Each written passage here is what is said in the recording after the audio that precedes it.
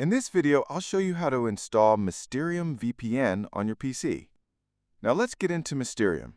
Mysterium VPN is a decentralized VPN, which works a bit differently from traditional VPNs. Instead of relying on big centralized servers, it uses a peer-to-peer network where people all over the world share their internet. That's pretty cool, but it also makes the setup a little less straightforward. To start, head over to the official Mysterium website.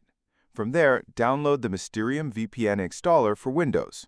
Once the download is complete, open the installer and follow the on-screen steps to finish installation, just like you would with any other program.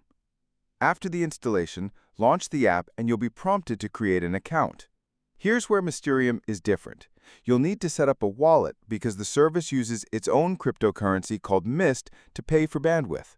That means before you can connect, you'll need to buy some Mist tokens and deposit them into your account wallet.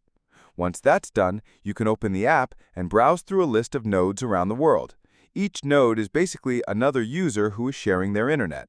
You can pick one based on speed, price, or location, and then just click Connect. Your traffic will now be routed securely through that node.